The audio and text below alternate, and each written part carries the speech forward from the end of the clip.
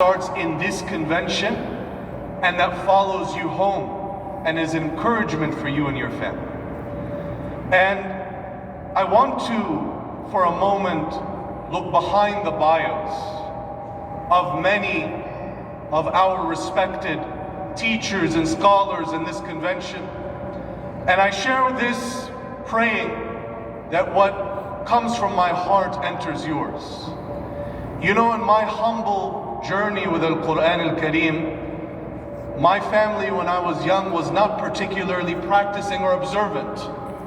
And so we knew certain aspects of Islamic teachings, but we didn't know as much about Al-Quran. Step by step, Allah subhanahu wa ta'ala blessed some members of my family when I was a child to start to learn more about the deen, to start to read the Quran for themselves. This does not mean not to listen to others or open the books of tafsir, but to read it cover to cover with your own eyes, and your own mind, and your own open heart. When I started learning Al-Quran, growing up in the suburbs of Washington, D.C., there were not many teachers or experts to go around.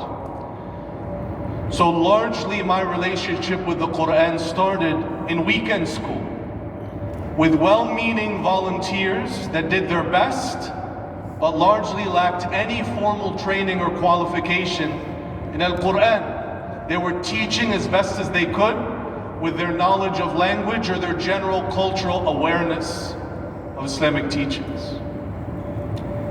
When I was a teenager, our local area was blessed with one of the first qualified, trained teachers of Al-Quran Al-Kareem that moved to our area and was accessible nearby.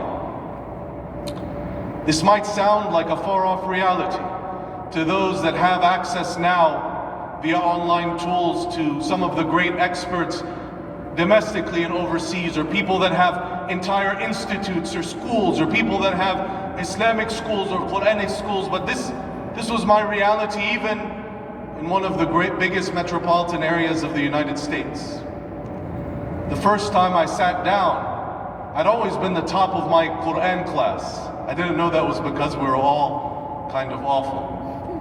So I recited to him, and the Sheikh, he asked me to recite some from Juz Amma, and then he took me to Juz Tabarak, a bit of Surah Yasin, a bit of Surah Al-Rahman. And for those of you that have recited to teachers, you're used to getting interrupted, stopped, go back, repeat.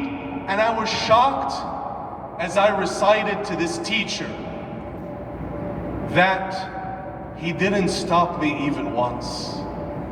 For a moment it entered my heart that like YouTube Sheikh level has entered the building, you know what I mean? Like, it must be a perfect recitation. But I didn't realize that he wasn't stopping me because I had so many mistakes it wasn't worth correcting them. Everything I had learned was wrong, even if it was wrong at the hands of well-meaning teachers. And when I finished this recitation, he paused and he told me a sentence that I'm sharing with you today. From his lips and his tongue, he said, through a big smile, he said, if you want to finish your journey with Al-Quran Al-Kareem, you will have to begin by repeating all that you have learned. But if you have the humility to do this, then I pray that Allah will open for you the remainder of Al-Quran Al-Kareem. Dear brothers and sisters, I did not have the wisdom at the time, but his words came exactly to life in my humble journey. It was hard, and I'm not giving you the fake, polished words of a bio, of a destination.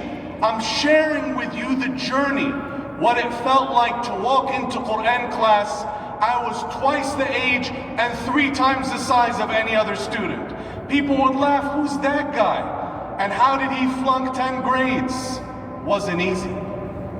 But could I have imagined that that humble journey would one day result in being asked to lead a Taraweeh, one day being asked to teach Al-Quran to others, one day being asked to serve in community and religious leadership in America.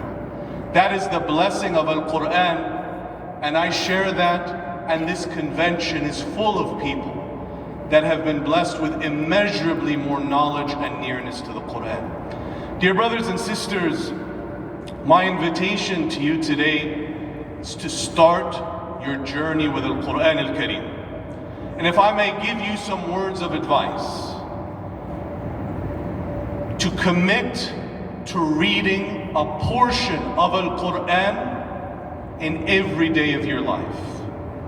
I suggest to you, as was the habit of many of the students of Al-Quran, to start with it before the dunya takes you right and left. To start your day unfailingly, well or sick, busy or not, traveling or not, to commit to a portion. And even if you're not comfortable with the Arabic or the recitation, to open those translations of the meaning of the Quran, to compare them and read them, and start that journey with a portion to really build that companionship with the book of Allah subhanahu wa ta'ala. If you cannot do that, or it's not convenient for your lifestyle, then pick a time or make a commitment before bedtime or whatever works for you, or split it up a bit after every prayer or in your commute, whatever makes sense for you. And dear brothers and sisters, the resources now are so many. For those of you that are from here, from Chicago or other areas, maybe you have local teachers and resources, and I encourage you to take advantage of them. For those of you that are teachers or parents, I encourage you to look at the program. There are sessions later on dedicated to teaching Al-Quran and teaching Islamic studies, especially for young children and in schools. I encourage you to take advantage of that expertise. And if I may make a couple among many recommendations, you know, the website Quran.com has a very nice feature containing many translations. But two that are particularly accessible among others, especially to young people and people that are not used to reading in Old English, is the Clear Quran by Dr. Khattab and the Quran Oxford World Classics by Professor Abdul Halim. These, among many others, I recommend highly for one's reading in English, and I recommend highly for use in Dawah. Also, online, you will find many to prepare you for Ramadan, which is now under 100 days away. Among the series online in English are the series Secrets of a Surah or Amazed by an Ayah. You will find many of the esteemed speakers at this convention and beyond it that have an ability to learn, to teach the meanings of Al-Quran. And I encourage you to start your journey formally, to seek out a teacher, to sit at the feet of the scholars, and to build your companionship, your friendship with Al-Quran Al-Kareem today. And I close with the dua of the Prophet sallallahu alaihi wasallam, wherein we call upon Allah subhanahu wa ta'ala by His names to make the Quran the spring of our hearts, and to make our hearts flourish with Al-Quran Al-Kareem, and to make it the light of our chests and the departure of our sorrows and relief from all of our anxiety. Allahumma ameen, ameen. Jazakumullah khairan. May Allah subhanahu wa ta'ala reward you. Assalamu alaikum wa rahmatullahi wa barakatuh.